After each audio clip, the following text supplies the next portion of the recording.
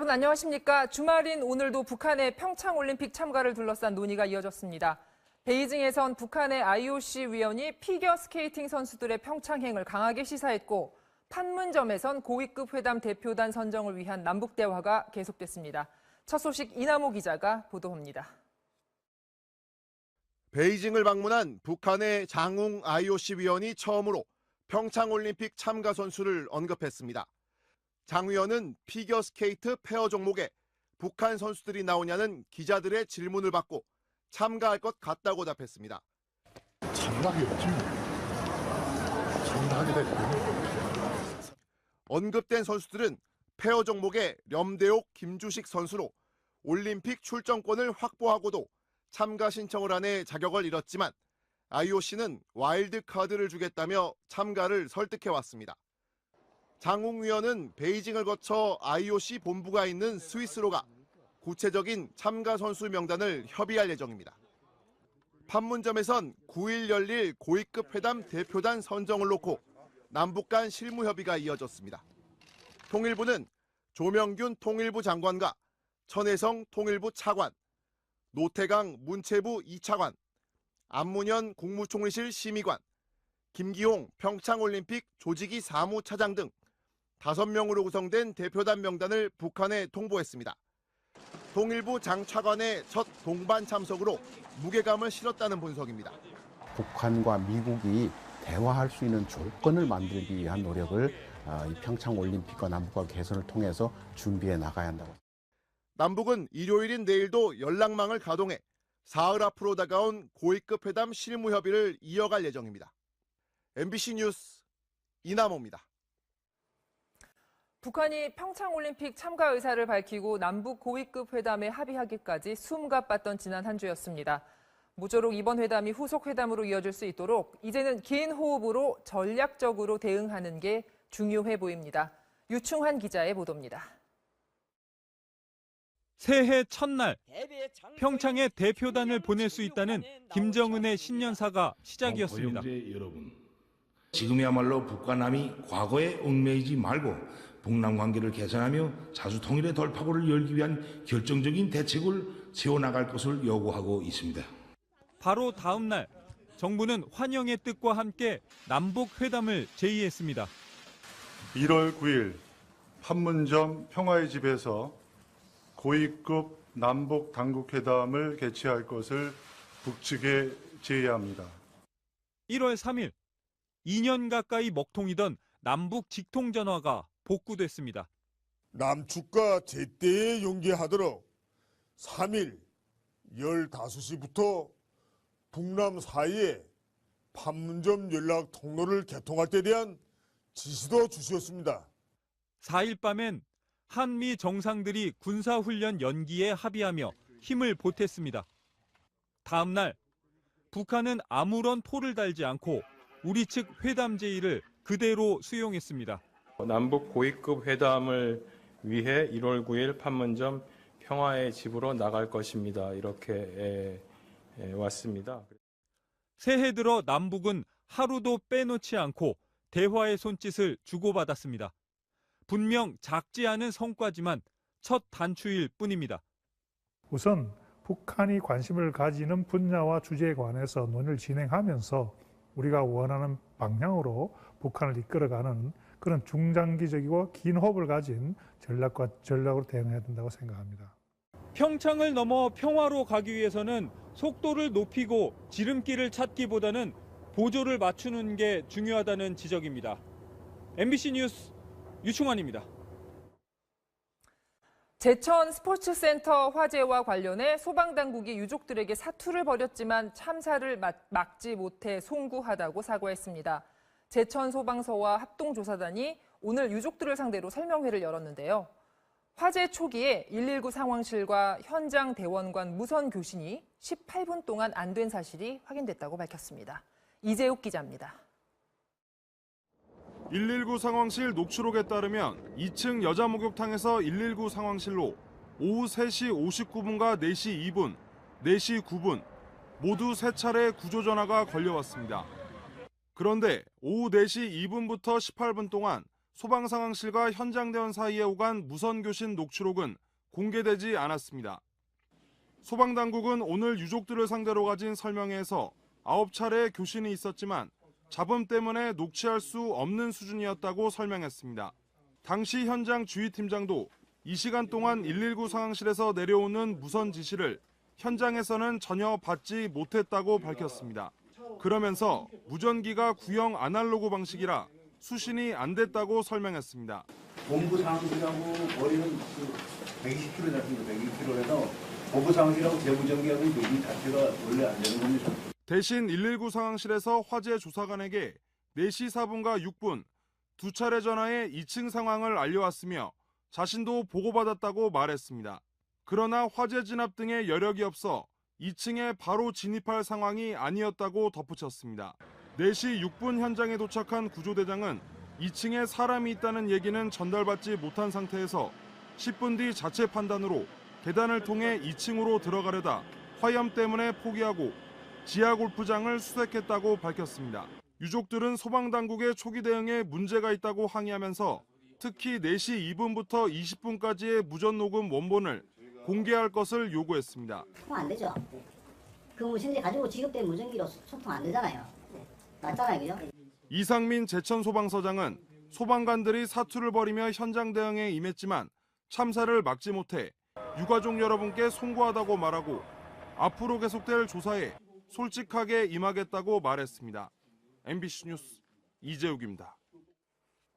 정치보복은 자신에게서 마침표가 찍혔으면 한다. 법원의 구속 연장 결정에 박근혜 전 대통령이 한 말입니다.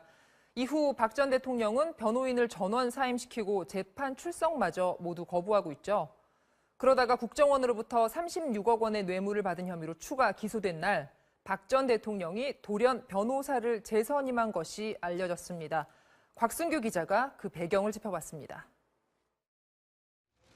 지난해 10월 법원은 국정농단 사건 관련 18개의 혐의로 기소된 박근혜 전 대통령의 구속기한을 최장 6개월 더 연장했습니다. 박 전 대통령은 자신에 대한 정치적 탄압이라며 크게 반발했고 7명의 변호인들은 모두 사임했습니다. 재판부는 국선 변호인단을 새로 선정했지만 박 전 대통령은 이들의 접견을 모두 거부했고 재판엔 단 한 번도 출석하지 않았습니다. 이처럼 완강하게 반발하던 박 전 대통령이 엊그제 유영하 변호사를 변호인으로 재선임한 사실이 뒤늦게 확인됐습니다. 이날은 검찰이 국가정보원으로부터 36억 5천만 원의 뇌물을 상납받은 혐의로 박 전 대통령을 추가 기소한 당일입니다. 국정농단 재판엔 여전히 변호인을 선임하지 않으면서도 유독 국정원 뇌물수수 재판에 대해서만 바로 변호인을 선임한 겁니다. 기소 당시 검찰은 박 전 대통령이 뇌물로 받은 돈의 대부분을 사적 용도로 활용했다면서 사용 내역도 꽤 자세히 밝혔습니다. 전용 의상실 운영비로만 6억 9천만 원이 쓰인 것을 비롯해 차명폰 요금, 삼성동 사저관리비, 기치료비 등에 쓰였다는 건데 박 전 대통령은 이에 대해 해명할 필요를 느꼈을 것으로 보입니다. 지금까지처럼 무대응으로 일관하다 나라 돈을 빼내 제멋대로 사용한 혐의가 모두 인정돼 개인적인 뇌물 사건에 의한 파렴치범으로 비춰지면 현 상황을 정치적 탄압으로 규정해온 자신의 주장이 더욱 설득력을 잃게 되기 때문입니다. 전직 국정원장들이 박 전 대통령에게 돈을 전달한 사실을 이미 시인한 가운데 이번 변호사 선임을 계기로 박 전 대통령이 재판에서 어떤 방어 논리를 펼지 주목됩니다. MBC 뉴스 곽승규입니다. 해외여행이 늘다 보니 공항 출국 절차가 생각보다 오래 걸릴 때가 많죠. 비즈니스 클래스 이상의 비싼 항공권 구매자에게 줄을 서지 않고 빨리 들어갈 수 있는 별도의 전용 통로를 이용하게 해준다면 어떨까요? 개항을 앞둔 인천공항 제2터미널이 이런 패스트트랙 설치를 검토하고 있습니다. 김민혁 기자가 보도합니다. 공항 출국 게이트마다 긴 줄이 늘어섰습니다. 게이트를 지나는데 길게는 1시간을 넘기기도 합니다. 한 2시간 정도. 지치죠, 가기도 전에. 반면 노인이나 어린이 가족을 위한 전용 게이트, 이른바 패스트트랙은 비교적 한산합니다. 아기를 데리고 기다려야 되는데 빠른 시간 안에 탑승할 수 있어서 되게 편리했던 것 같아요. 인천공항이 새롭게 추진 중인 패스트트랙입니다. 비즈니스 등급 이상의 항공권을 사면 긴 줄을 서지 않고 빨리 들어갈 수 있습니다. 이런 고객을 위한 VIP 라운지도 만들었습니다. 항공사들은 두세 배 비싼 비행기표를 더 많이 팔 수 있게 되고 인천공항은 항공사들로부터 1, 2만 원의 서비스료를 받기로 했습니다. 항공사와 공항 측은 세계 20대 공항 가운데 비즈니스 전용 통로가 없는 곳은 인천공항이 유일하다고 주장합니다. 일일 3,000명 정도의 그 출국객 기준으로 했을 때 비즈니스 전용 통로를 사용하게 되면 20% 이상의 그 분산 효과가. 공항 이용객은 의견이 크게 엇갈립니다. 있는 사람만 좀 빨리 지나간다? 그러게 좋다라고는 생각이 안 들 것 같아요. 사람들이 분산돼서 여기도 사람이 덜 있을 거니까 더 낫지 않을까요? 몇 년 전 한 유명 놀이공원도 이와 비슷한 프리미엄 표를 판매하려다 아이들을 상대로 한 얄팍한 상술이라는 여론에 밀려 계획을 취소했습니다. 주무부처인 국토교통부도 신중한 입장입니다. 형평성 문제라든가 사회적 위화감 문제를 또 제기하시는 새 터미널 운영을 앞두고 비싼 돈을 냈으면 편리한 게 당연하다는 주장과 표값으로 차별하는 건 부적절하다는 주장이 엇갈리고 있습니다. MBC 뉴스 김민혁입니다. 문재인 대통령이 오는 10일, 다음 주 수요일이죠. 신년 기자회견을 갖습니다. 취임 후 첫 신년 회견인데요. 대통령이 질문할 기자를 직접 지목하는 방식을 처음으로 도입한다고 합니다. 임명현 기자가 보도해드립니다. 작년 8월 문 대통령의 취임 첫 기자회견. 보다 많은 출입 기자의 참석을 위해 장소가 춘추관에서 영빈관으로 바뀌었고 회견장의 책상과 노트북도 사라졌습니다. 전임 정부 시절 질문의 요지와 순서를 기자단과 청와대가 공유하던 관행을 없앴습니다. 즉석 질문과 답변으로 긴장감이 높아졌습니다. 대통령 떨리지 않으십니까? 저는 이런 기회가 많지 않지만 떨리고 있는데. 청와대는 이번 회견에서 한 발 더 나아가 대통령이 직접 질문자를 지목하는 이른바 백악관 스타일을 도입하기로 했습니다. 첫 회견 당시 질문자를 지목했던 윤영찬 국민소통수석은 이번엔 진행만 맡습니다. 미국 오바마 전 대통령처럼 기자들과 격의 없이 소통하고 토론도 마다않는 회견 방식을 참고하자고 참모들이 제안했고 문 대통령이 수락한 것으로 알려졌습니다. I just want you to know that the only reason they were long was because you asked six-part questions. But I have enjoyed working with all of you. 회견에 앞서 발표할 대통령의 신년사에는 국민들의 삶의 질 개선을 위한 정책적 의지가 강조될 것으로 알려졌습니다. 신년 회견에서 한일 위안부 합의에 대한 정부의 최종 입장이 공개될 거라는 관측에 대해 청와대 측은 데드라인을 정하기 어렵다며 신중한 입장을 보였습니다. MBC 뉴스 임명현입니다. 올림픽 같은 국제 행사는 스포츠뿐 아니라 당대의 첨단 기술을 선보이는 경연장이기도 하죠. 지금 보면 참 투박해 보이는 이 전화기가 우리나라에서 최초로 생산된 휴대폰인데요. 88 서울올림픽 개막에 맞춰 겨우 10대만 시범 생산했었다고 합니다. 그 후 정확히 30년 만에 다시 개최하는 올림픽. IT 강국으로 거듭난 우리나라는 이번 평창에서 5G라 불리는 차세대 무선통신 기술을 세계 최초로 시범 서비스할 계획입니다. 조이명 기자입니다. 시속 130km가 넘는 봅슬레이 경기. 썰매에 탄 선수의 시점에서 실감나는 초고화질 중계가 펼쳐집니다.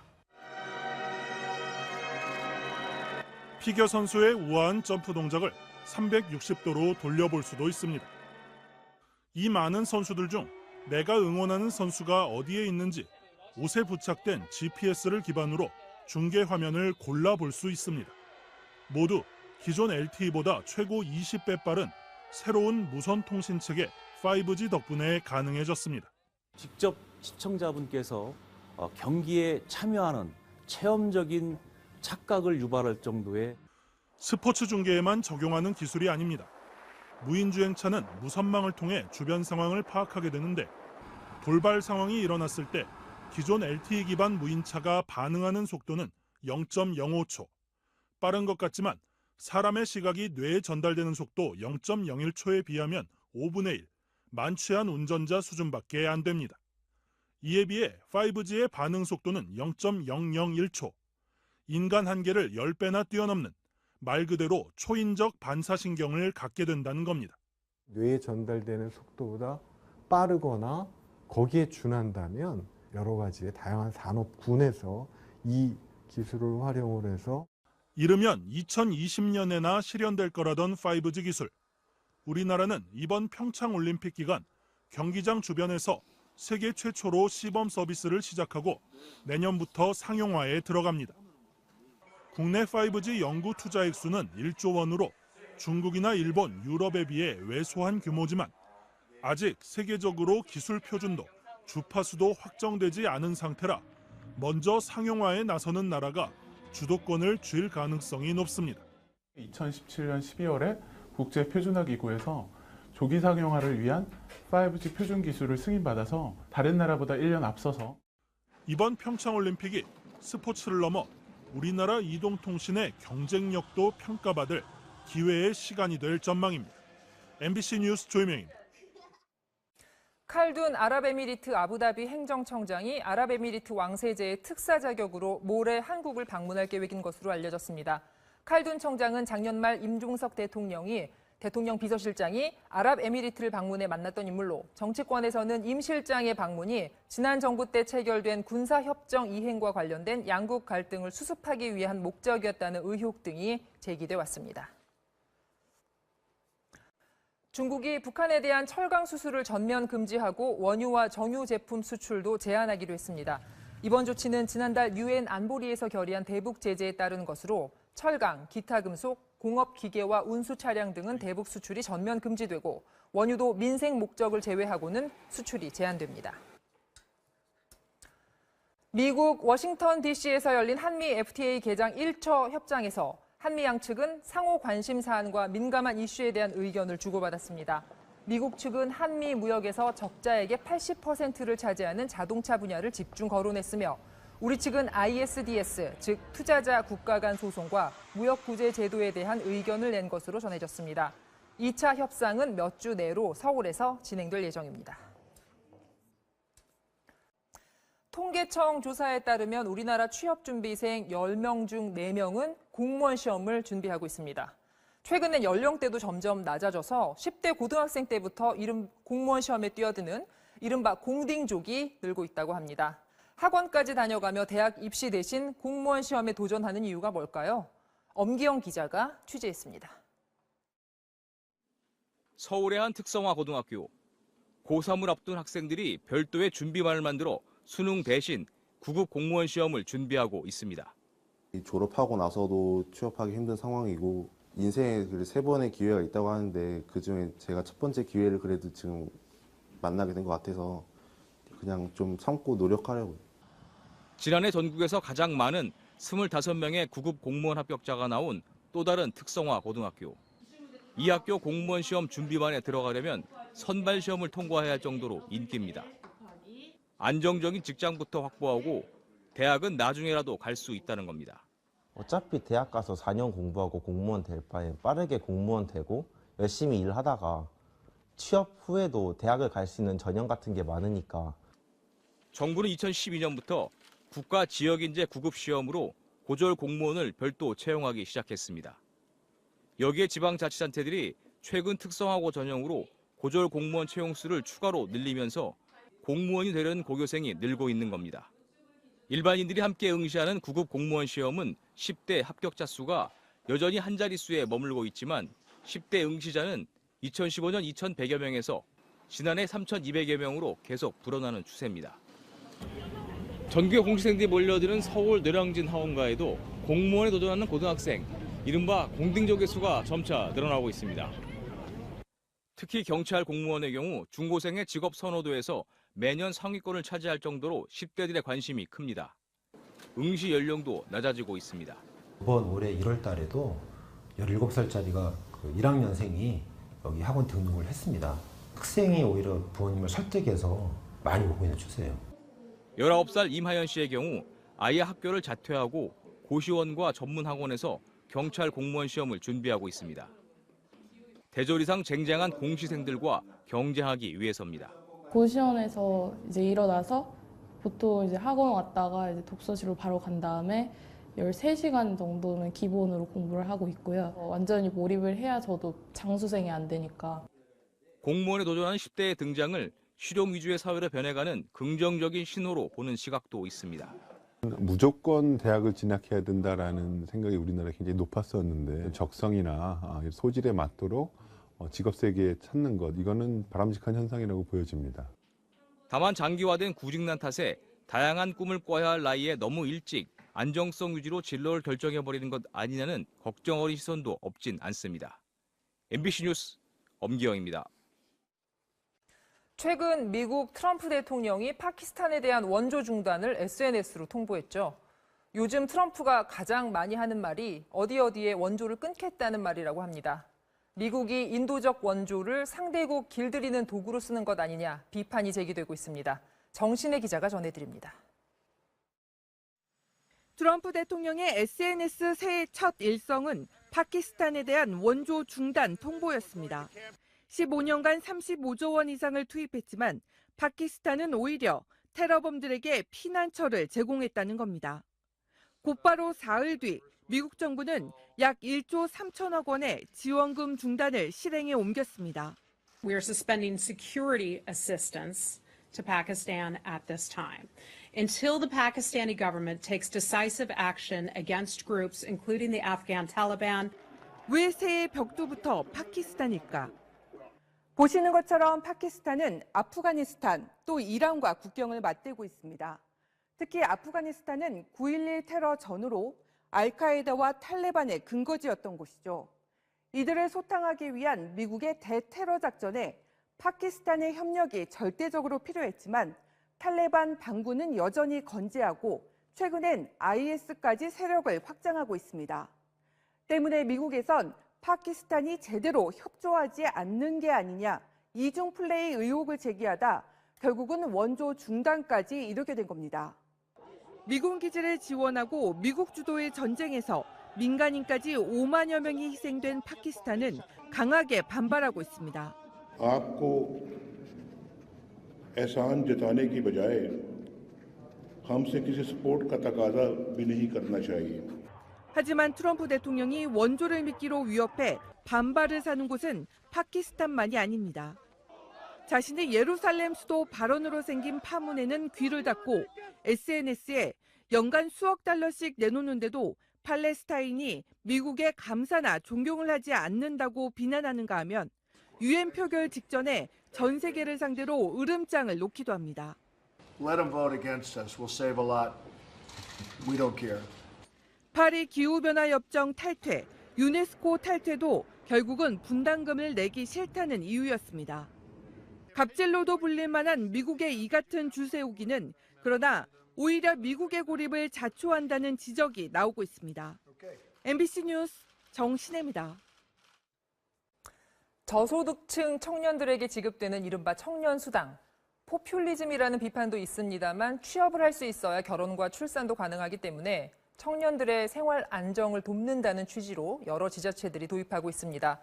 서울시의 경우엔 작년에 5천 명을 선발해 6달 동안 지원을 했다고 하죠. 어떤 변화가 있었을까요? 김정원 기자가 취재했습니다.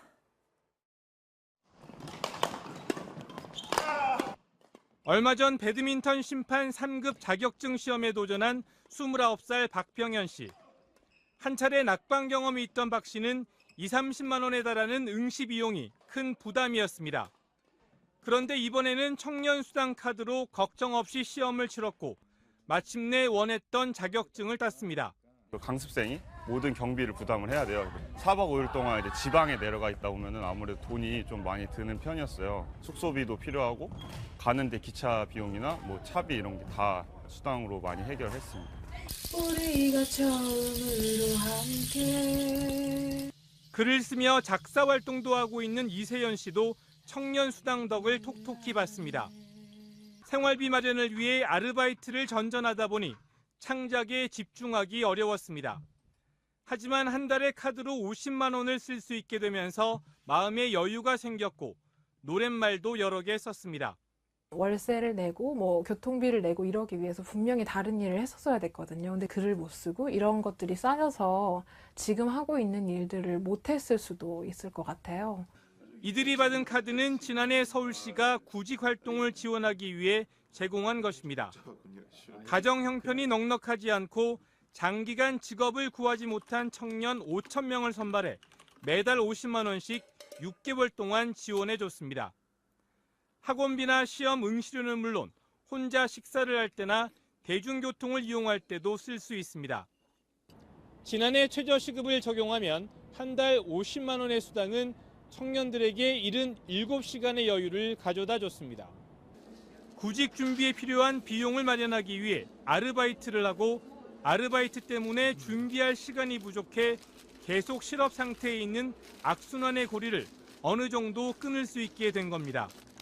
심리적 안정감도 굉장히 컸고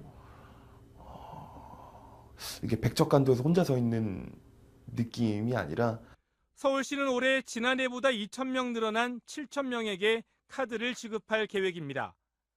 멀쩡한 청년에게 돈을 퍼주는 게 아니냐는 일부 비판적 시각도 존재하는 가운데 경기도와 대전, 부산 등 여러 지자체도 비슷한 정책을 도입했거나 도입할 예정입니다. MBC 뉴스 김정원입니다.